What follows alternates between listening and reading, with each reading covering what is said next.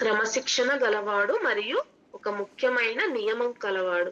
తనను శరణు అని వచ్చిన భక్తులను రక్షిస్తాననే ఉత్తమమైన నియమం కలవాడు కాబట్టి సువృతః. సుముఖః ప్రసన్నమైన వదనం కలవాడు, ప్రసన్నమైన ముఖం కలవాడు. సుందరమైన ముఖము మరియు తామర పువ్వుల వంటి కన్నులు కలవాడు కదా కాబట్టి సుముఖః. సూక్ష్మః సూక్ష్మ రూపుడై ఉన్నవాడు. అతి సూక్ష్మ రూపంలో అన్నిటి యందు తానే ఉండి ప్రకాశించువాడు కాబట్టి సూక్ష్మః. సుఘోషః చక్కని ధ్వని కలవాడు.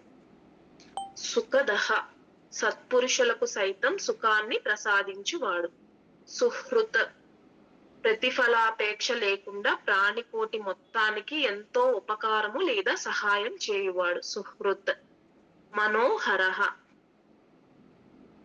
ఆనందంతో మనస్సులను ఆకర్షించేవాడు. మనం శ్రీకృష్ణ పరమాత్మ ఒక రూపం చూస్తే ఆనందంతో పరవశిస్తాం కదా, అందుకని ఆయన్ని మనోహరః అని చెప్తున్నారు. జిత క్రోధః క్రోధాన్ని జయించినవాడు.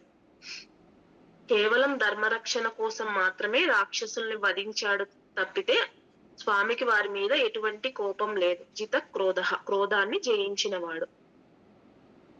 వీరబాహు గొప్పదైన బాహువులు కలవాడు. విదారణః ధర్మ విరుద్ధులను నాశనం ఒనరించువాడు. క్రమశిక్షణ గలవాడు. తనను శరణు అని వచ్చిన వారిని రక్షిస్తాననే గొప్ప నియమం కలవాడు. ప్రసన్నమైన ముఖము మరియు తామర పువ్వుల వంటి కన్నులు నేత్రములు కలవాడు. సూక్ష్మ రూపుడు చక్కని ధ్వని కలవాడు. సత్పురుషులకు సైతం సుఖాన్ని ప్రసాదించేవాడు. ఫలాపేక్ష లేకుండా ప్రాణికోటి మొత్తానికి సహాయం చేయువాడు. ఆనందంతో మనస్సులను ఆకర్షించేవాడు. క్రోధాన్ని జయించినవాడు. గొప్ప బాహువులు కలవాడు. ధర్మ విరుద్ధులను నాశనం ఒనరించువాడు. ఈ నామాలకు ఇదే అర్థం అండి.